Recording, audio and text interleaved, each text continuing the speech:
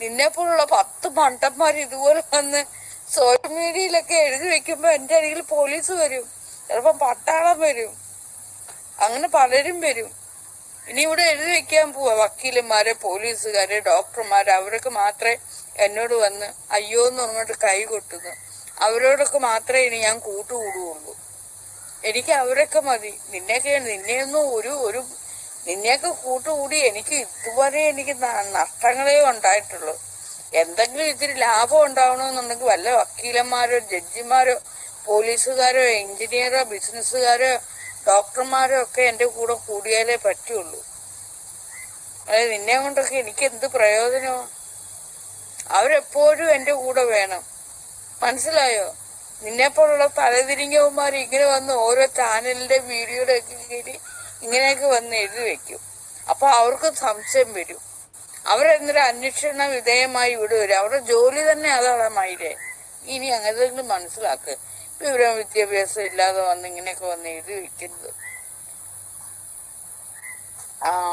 അന്വേഷിക്കുന്നുണ്ട്. അത് മാത്രമല്ല, പോലീസുകാരും ഒക്കെ അന്വേഷിക്കണമെന്ന് ഇവിടെ എഴുതി വെക്കുകയും ചെയ്യുന്നുണ്ട്.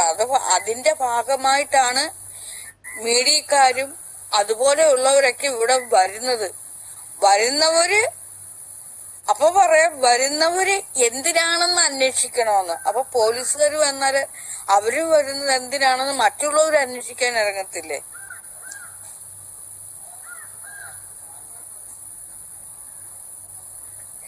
പോലീസുകാരും പിന്നെ വക്കീലന്മാരൊക്കെ നാഗസൈരന്തിയുടെ വീട്ടിൽ കയറി ഇറങ്ങുന്നു. അതിന്റെ രഹസ്യം എന്ത് എന്നും പറഞ്ഞുകൊണ്ട് വേറെ ആൾക്കാർ വരില്ലേ?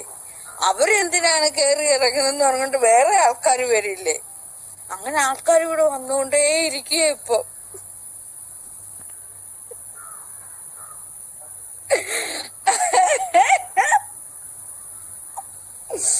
അയ്യോ എനിക്ക് വയ്യ.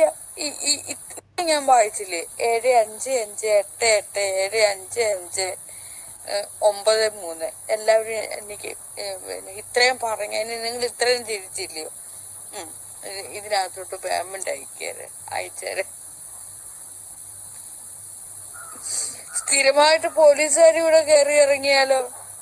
പോലീസുകാർ എന്തിനായിരിക്കും വരുന്നത് എന്നും പറഞ്ഞിട്ട് നിന്നെ പോലെ കുറെ എണ്ണം അങ്ങനെ ഇറങ്ങത്തിരിക്കും. സംശയങ്ങൾ എല്ലാം നേരിട്ട് വന്നറിയത്തില്ല. സംശയങ്ങൾ എവിടെ എഴുതി പിടിപ്പിക്കുന്നത്?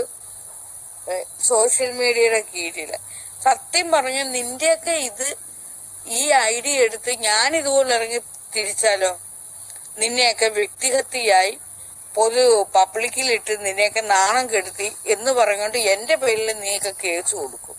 പക്ഷെ നീയൊക്കെ ഇവിടെ എന്താ ചെയ്യുന്നത്? ഇത് വ്യക്തിഹത്യയല്ലേ? റിയലി ഗ്രേറ്റ് എന്ന് പറയുന്നത് കണ്ടോ? ആളുകൾ വരെ കണ്ടോ റിയലി ഗ്രേറ്റ് എന്ന് പറയുന്നത് എന്നെ പറ്റി?